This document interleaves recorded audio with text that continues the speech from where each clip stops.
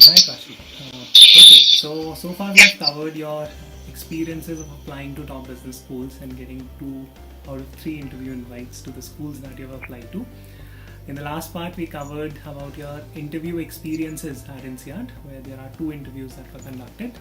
And in this part, we can speak and chat about your interview experience at London Business School. Alright, so let's get started. So just the basics. How was the overall experience of interviewing with LBS, and what were your key differences between your INSEAD and LBS interview? So my LBS interview was more than conversational. I don't think so. I was cross-questioned even once during the interview.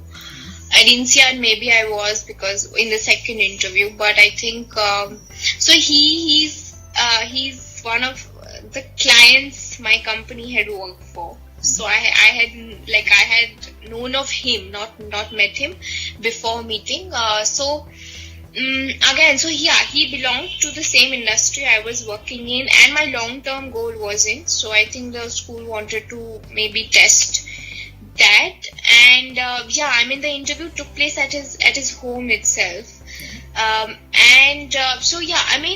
This school is different in the sense that they already have. They sent a booklet of questions the AdCom wants to ask in addition to what the alumnus might want to ask. So they had marked specifically about what they want to know of me in the essays and resume.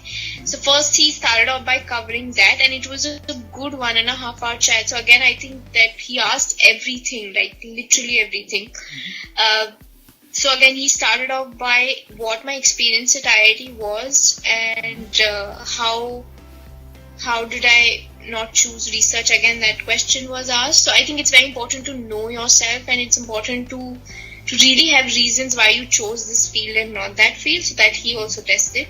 Then he started off by Vodafone, about the whole experience, how the company is doing, because he's from also telecom, and he has worked with Vodafone as a client before. So we started having a chat on that. Then in Deloitte, of course, I had worked for one of the projects for his company, so he kind of informally knew. And so he started off by asking these questions also, like why did I write CFA? What was the value addition? If I have done some social impact work, will I continue to do it? That was also asked. Then he also started off by asking if I knew people, outside of, because my long-term, short-term aim was tied to that. So he wanted to know if I've networked or put in effort in that direction correctly. Then he started off by asking about, so there was a particular field I mentioned in my long-term aim. So he asked me what projects or what experience do I bring in that field. He even asked me which movies I have watched recently and why. He also asked me what do I do outside of work, and then I told him that I might be running a marathon, and then he said, oh yeah, I'm also doing. So that was another 5 minutes conversation.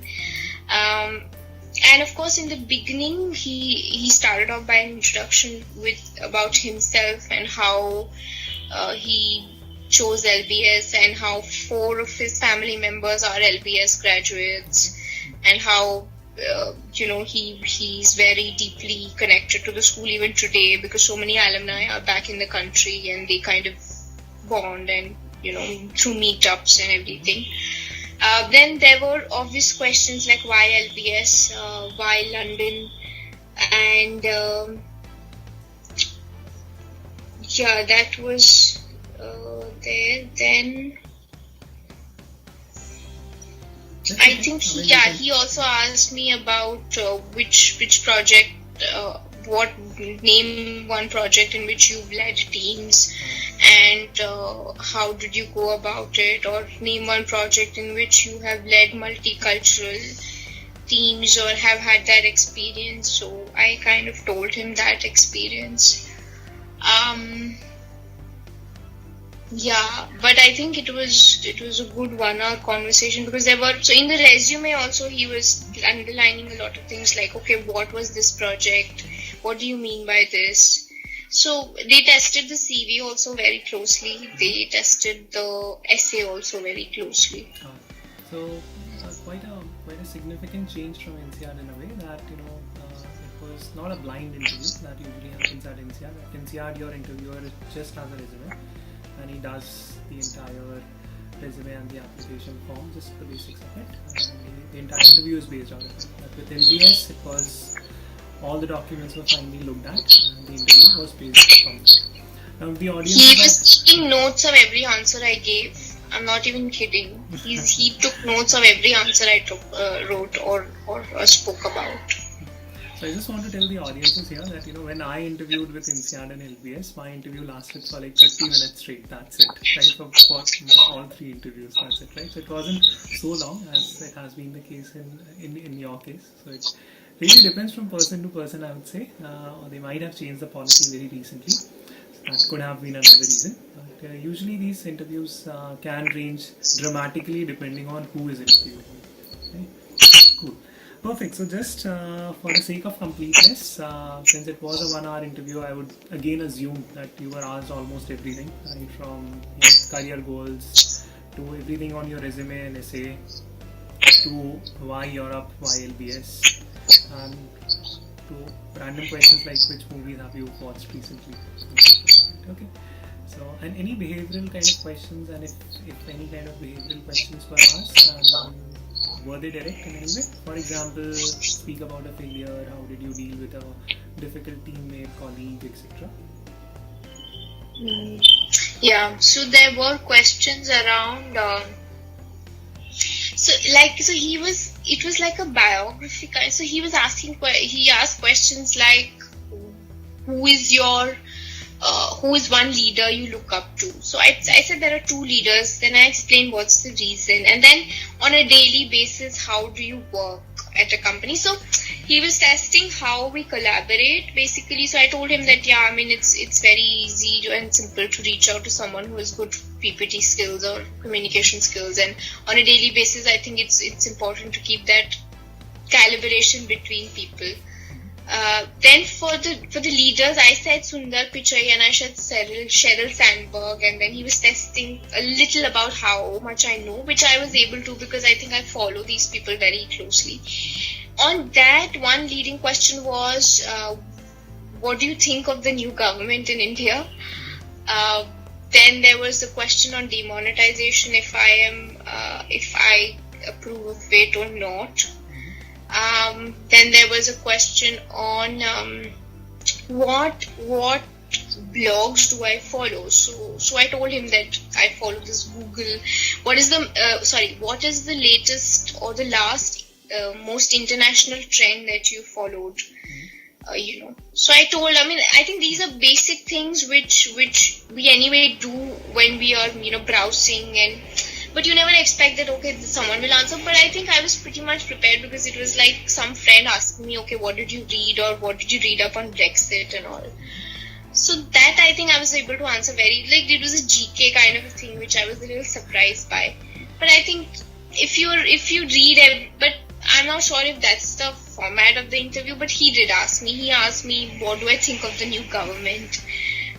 What do I think of Brexit? And so I told him that this is my knowledge and this is where my opinion is. And he was very open about it. Like, yeah, even at times he agreed, at times he disagreed, which was fine with him. But I think it's okay to just sound a little smart and by knowing all these things. Alright, perfect. So in terms of, so LBS has a presentation question, and did that happen in your case, and what was the question and how did you respond?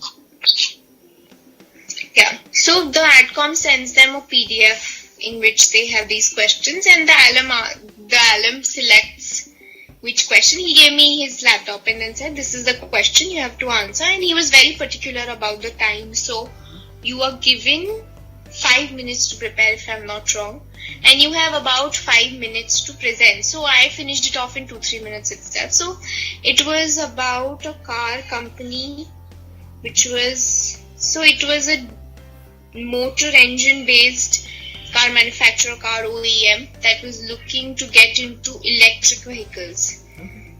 And as a CEO, the question was, as a CEO, what change will you experience, and what change will the competitors experience? So I first started off by what change will the company experience by exploring along people, process and technology. And the competitors, I kind of looked at a little bit of market forces and price and supply. That's it. So, see, the basic idea of the interview is to not judge your content. He told me upfront that, see, I'm not judging your content, but it's good to be structured. So I structured the first part along people, process and technology, like what the impact on people would be if the company has to get into electric vehicles, process and technology. And in the competitors, I just put 2 bullets and then answered, and he was fine with that. So this is a standard management consulting case framework, and you use a bunch of frameworks, and I'm sure that you would have done well there. It might get a little bit tough for people who are not from a consulting background to answer such questions. So you might need to do a little bit of preparation there. So I'm speaking with the audience at the moment. No, I don't agree, because he categorically mentioned, and it's written in that also, that the content is not what they are actually judging is how structured you are. So even if you don't, maybe someone who's not worked in consulting may not be that quick with people, process, technology, but might just put 3 bullets around. Okay, so I think they will be fine with that as long as you're structured and clear about what you're saying. And communicate, of course, properly. So, I mean, it's all about, if you're from a consulting background, then you could have simply used a 3 C's and P framework here, right? And that would have worked very, very easily. Client, competition, customer and product. So, knowing these frameworks really helps you, but if you just randomly try to solve it, most people do not end up being structured. So, that's the biggest problem here.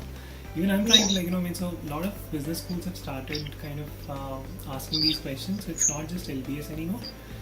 This is done to people who are applying to ISB, and if they say management consulting as their goal, they get this question all the time. Tuck even asks this question sometimes. At least this season they are doing it. So yeah, I mean, it's really strange in a way. Cool, perfect. So coming back again to our interview. So any parting tips that you might have for people who want to apply to LBS, and what would be your biggest advice? So for LBS, I have heard from a lot of people that they have been grilled heavily. But for me, and as I told you before, there was not a single cross question, like single, okay? But I think it all depends on who is interviewing you and and maybe, so it might be that someone is not asked his perspective on demonetization in another LBS interview. So I think it's very subjective. The only good thing about it is that you should be very thorough, especially in case of LBS. I think it's very important to go through your resume and essay very closely, and also about the school, obviously. And of course, he asked me if I had a question, and then that's a basic thing that we anyway prepare for.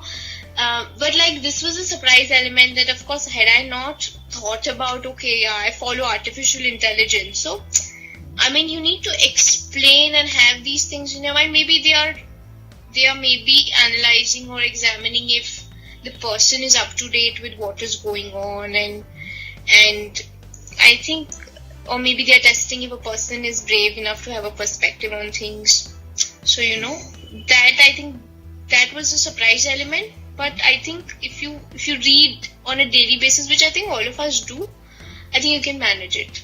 But that was a surprise. That what is your take on demonetization? That was okay. Sounds perfect. I think this is where we can wrap up our interview discussion.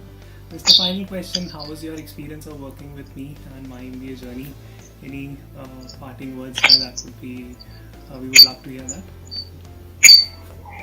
I think I wouldn't have done Delta also had Akshat not guided me the way he does. And I think it's an inflection point during your admission process is one, choosing schools. The other is choosing who you want to work with. I think I researched very correctly about why I want to work with him, and I spoke with people also who had worked with him, and all I came to know is that he's very, very personalized in his way of working, and I also experienced that there was never a formality in terms of the number of edits. That is to begin with. I think he's even approachable on WhatsApp. I have never heard a consultant being that approachable, and I used to trouble him like, Akshat, please now let's set up a time. And I think he was very kind enough all the time to be on WhatsApp and okay, this is there, but he's very approachable. I think that is very important, because during the last days when you're literally closing your essays, it's important to have as many revisions as possible. And I think someone who's himself is graduated from such a elite college, he knows what is correct, what is not for your experience, for your ambitions, and how it should be presented. Because I think technically a lot of people are up to date and someone might even be better than us, but I think the way it needs to be presented is very important.